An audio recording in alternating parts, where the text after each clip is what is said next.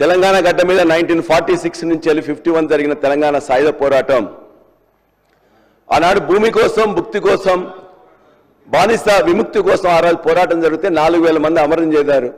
20 లక్షల ఎకరాలు ఆనాడు భూమి పంచబడ్డది. అదేవిధంగా నక్సలైట్ ఉద్యమం వచ్చిన దున్నేవానికే భూమి కావాలని చెప్పేసి నినాదంతో నక్సలైట్ ఉద్యమం కూడా వచ్చింది. ఇవాళ భూమికి రైతుకు భూమికి ప్రజలకు ఉండే సంబంధం అనేది అది ఒక అవినాభావ సంబంధం. కాబట్టి ఇవాళ ప్రతిరోజు కూడా ఏదైతే ఇంతకుముందు తెచ్చిన చట్టాన్ని ధరణి చట్టం బాలేదని చెప్పేసి ఒక కుక్కను ఊరిలో చావగొట్టాలంటే బాలే అని పిచ్చి కుక్క అని చెప్పేసి కొట్టినట్టు చేసే ప్రయత్నం చేసిండ్రు. కానీ మీకు నేను ఖచ్చితంగా ఈ రెవెన్యూ మీద ఇంతకుముందు మాకు మాట్లాడే అవకాశం లేదు కాబట్టి బడ్జెట్లో నిధుల కేటాయింపుతో పాటు అన్ని విషయాలు ఖచ్చితంగా మాట్లాడాల్సిన అవకాశం మీకు దయచేసి టైం ఇవ్వండి అధ్యక్ష. ఎందుకంటే భారతదేశంలో మొట్టమొదటిసారి ఇక్కడ తెలంగాణ ప్రాంతంలో ఉండే భూములకు షేర్షా సూరి అని చెప్పేసి ఫస్ట్ టైం కూడా ఒక క్రమ పద్ధతిలో సర్వే చేయాలని చెప్పి చేసింది అధ్యక్ష. అందులో ఆయన ఉండే లోపాలను కూడా అక్బర్ వాటిని చేసి దాన్ని మళ్ళీ సవరించి దానికి బెటర్ చేసిండు.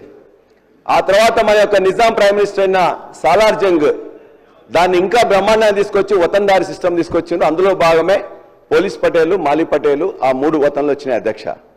ఇది పూర్వ చరిత్ర అయితే మన ప్రజాస్వామ్య చరిత్రలో మొట్టమొదటిసారి 1981 అనుకుంటా పివి నరసింహరావు గారు ఇవాళ ఒక చట్టం తీసుకొచ్చేసి చిన్న కమతాలు సన్న కమతాలు ఏర్పాటు చేసింది అన్నాడు పివి నరసింహరావు గారు. అదొక విప్లవాత్మకమైన చర్య అయితే ఆ తర్వాత జరిగిన ఎన్టీ రామారావు గారు అప్పుడు ఈ వతన్లు రద్దు చేసి ప్రజలందరూ కూడా బ్రహ్మాండమైన రిలీఫ్ ఇచ్చింది అధ్యక్ష.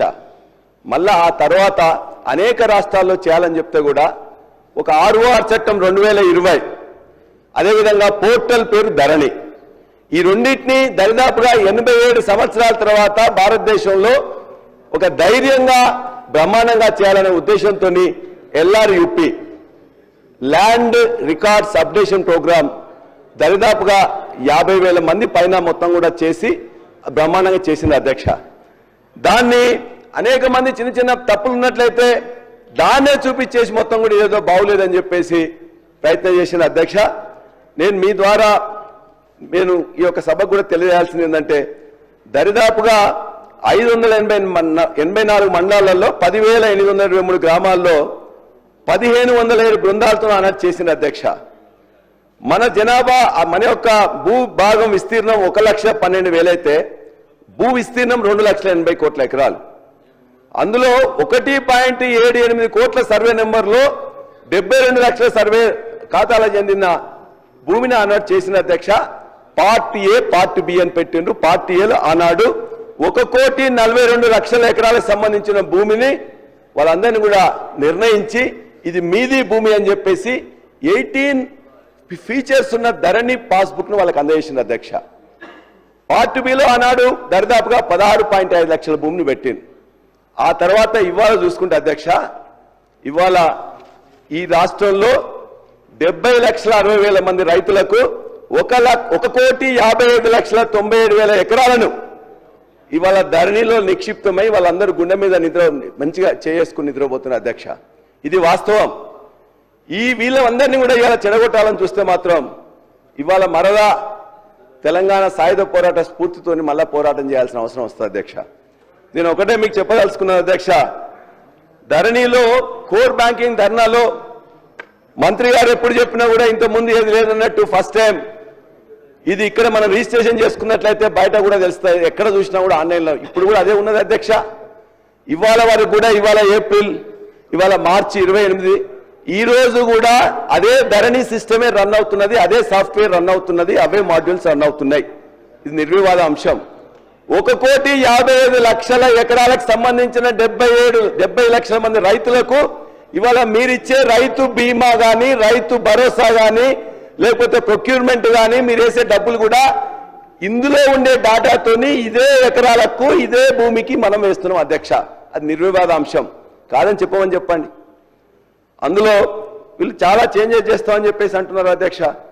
నేను ఒక 4 అంశాల మీద ఖచ్చితంగా వారికి తెలియదలుచుకున్నా. ఇవాళ మ్యూటేషన్ అని ఇంతకుముందు మీకు తెలుసు పెద్దలు 2014 కంటే ముందు మ్యూటేషన్ కోసం పోయినట్లయితే రిజిస్ట్రేషన్ అయిన తర్వాత 6 నెలలు సంవత్సరం అయ్యేది అధ్యక్ష. ధరణిలో పెట్టిన ఫీచర్ తర్వాత ఒకటేసారి registration, mutation, updation, issuing the passbook, ఇది అయిందా లేదా? 1,55,00,000 ఎకరాలకి జరిగిందా లేదా? కాబట్టి ఇవాళ మళ్ళీ ఏం చేస్తున్నారు ఈ భూభారతిలో అధ్యక్ష వాళ్ళు ఏం చేస్తున్నారంటే, స్పీకర్ గారు ఇవాళ ఈ భూభారతిలో మ్యూటేషన్ పద్ధతిలో మ్యూటేషన్ ఒకవేళ ఆ ఎంఆర్ఓ కానీ లేకపోతే రిజిస్ట్రేషన్ చేసే అధికారికి వాళ్ళకి ఇష్టం లేనట్లయితే వాళ్ళు ఒప్పుకుంటేనే ఉప ముఖ్యమంత్రి గారు అధ్యక్ష పల్లా రాజేశ్వరరెడ్డి గారు భూముల గురించి, తెలంగాణలో భూములపై హక్కుల గురించి, ధరణి గురించి మాట్లాడుతూ చాలా సత్యదూరమైనటువంటి అంశాలని సభకి, రాష్ట్ర ప్రజలకు కూడా మీ ద్వారా సభలో ఉన్న అందరికీ సమాచారం ఇస్తున్నారు. ఇది కరెక్ట్ కాదు అధ్యక్ష. వారు మాట్లాడుతూ ధరణిలో పార్ట్ బిలో పెట్టినటువంటి భూముల గురించి, లేకపోతే ధరణిలో భూములు రిజిస్ట్రేషన్ చేసినటువంటి వాళ్ళందరికీ వెంటనే పాస్బుక్లు ఇచ్చేటువంటి అంశం గురించి మాట్లాడుతూ ఈ తప్పులు జరిగితే తిరిగి మళ్ళీ సాయుధ రైతాంగ పోరాటం చేసే అంత పరిస్థితి మీరు తీసుకొస్తున్నారు. ఇది కరెక్ట్ కాదని చెప్తా ఉన్నారు అధ్యక్ష. అధ్యక్ష, సాయుధ రైతాంగ పోరాటం స్ఫూర్తితోనే కాంగ్రెస్ ప్రభుత్వం ఆనాటి నుంచి ఈనాటి వరకు భూములపై హక్కులకి ప్రజలు కల్పిస్తూ వచ్చింది అధ్యక్ష. ఆనాడు సాయుధ రైతాంగ పోరాటం ఏంటి? దున్నేవాడిదే భూమి, ఇదే కదా నినాదం. దున్నేవాడిదే భూమి అనే నినాదమే సాయుధ రైతాంగ పోరాటం యొక్క ప్రధాన నినాదం. ఆ నినాదం నుంచి ఆనాటి కాంగ్రెస్ ప్రభుత్వం బోరుగల్ రామకృష్ణారావు గారు ముఖ్యమంత్రిగా, బొద్దుగల నరసింహరావు గారు రెవెన్యూ మంత్రిగా మొట్టమొదటిసారి తెలంగాణ ప్రాంతంలో భూములపై రైతులకు హక్కు కల్పిస్తూ తెలంగాణ టెనెన్సీ యాక్ట్ తీసుకొచ్చి ఆనాడు చట్టం చేసి రైతులపై హక్కు కల్పించింది కాంగ్రెస్ ప్రభుత్వం అధ్యక్ష. ఆనాటి నుంచి ఈ రాష్ట్రంలో, ఈ ప్రాంతంలో కాంగ్రెస్ ప్రభుత్వాలు తీసుకొచ్చిన అనేక రిఫార్మ్స్ రైతులకి చక్కగా దున్నేవాడితో సహా భూమిపై బతున్న అందరికీ హక్కులు కలిపి భూములు పంపిణీ చేసే కార్యక్రమంలో భాగంగా అనేక చట్టాలు వచ్చాయి. ల్యాండ్ రిఫార్మ్స్ కానీ, నేను చెప్తున్నానండి, ఖమ్మం జిల్లా అయినా తెలంగాణ అయినా మొత్తం అన్ని చోట్ల జరిగిందే చెప్తా ఉన్నాను, అన్ని చెప్తున్నాను అధ్యక్ష. వినండి సార్, ల్యాండ్ రిఫార్మ్స్ ద్వారా 70s వచ్చినటువంటి యాక్ట్తో అనేక మంది, కొన్ని లక్షల మందికి భూములపై హక్కులు కలిగాయి అధ్యక్ష. ఆ తర్వాత తెలంగాణ ప్రాంతంలో జరిగిన అనేక పోరాటాలు, ఒక పోరాటం కాదు అధ్యక్ష, నక్సల్బరీ ఉద్యమం దగ్గర నుంచి మొదలుపెట్టినటువంటి ఉద్యమాలతో భూములపై ఉన్నటువంటి హక్కుదారులు కేవలం పట్టదారులు ఒక్కళ్ళే కాదు అధ్యక్ష. ఆనాడు భూస్వాములు, జమీందారులు, జాగీర్దారులు, పట్టాదారులు, కాలువ వాళ్ళు ఉన్నప్పటికి కూడా తర్వాత వచ్చినటువంటి అనేక ఉద్యమాలు, చట్టాల ద్వారా చాలా మందికి కబ్జా కాలంలో, అంటే ఆక్యుపేషన్ కాలంలో చాలా మంది వచ్చారు అధ్యక్ష.